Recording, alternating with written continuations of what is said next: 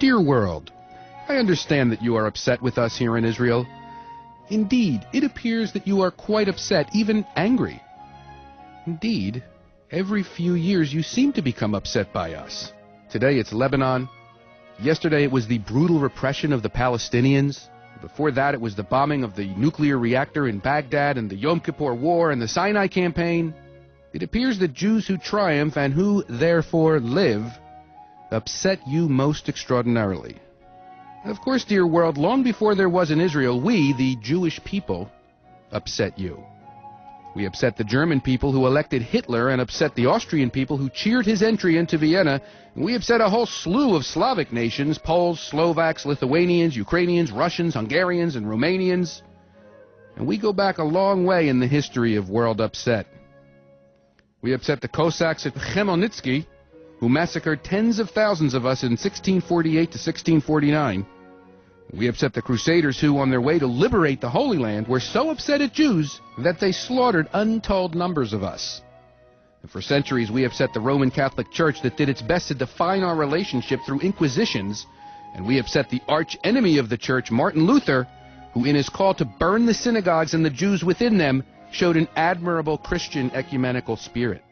And it is because we became so upset over upsetting you, dear world, that we decided to leave you, in a manner of speaking, and establish a Jewish state.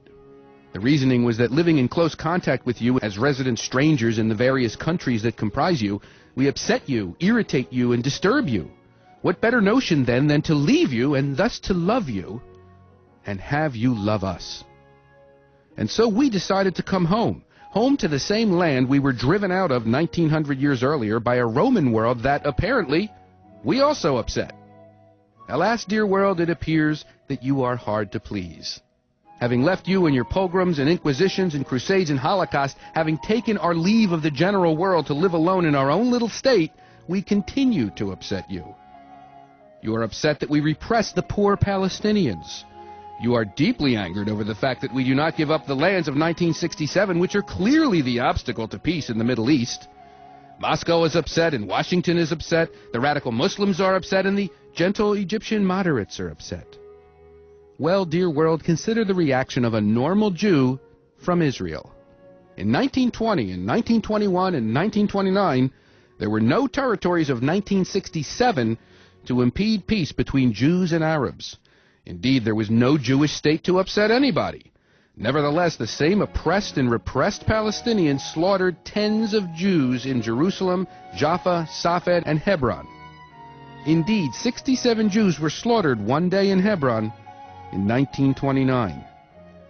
Dear world, why did the Arabs, the Palestinians, massacre 67 Jews in one day in 1929?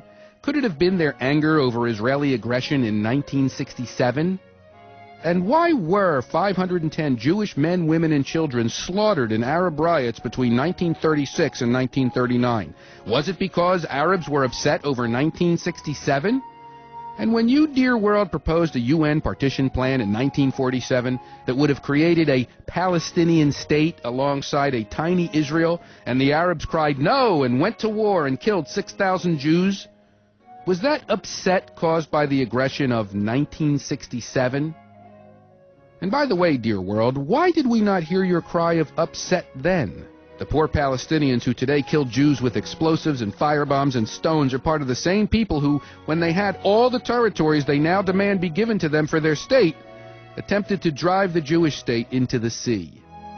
The same twisted faces, the same hate, the same cry of Itbach al-Yahud, slaughter the Jew, that we hear and see today were seen and heard then.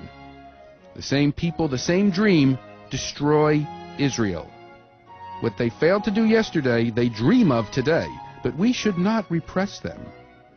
Dear world, you stood by during the Holocaust, and you stood by in 1948 as 7 states launched a war that the Arab League proudly compared to the Mongol massacres. You stood by in 1967 as Nasser, wildly cheered by wild mobs in every Arab capital in the world, vowed to drive the Jews into the sea.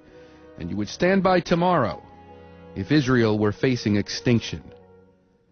And since we know that the Arabs dream daily of that extinction, we will do everything possible to remain alive in our own land If that bothers you, dear world, well, think of how many times in the past you bothered us.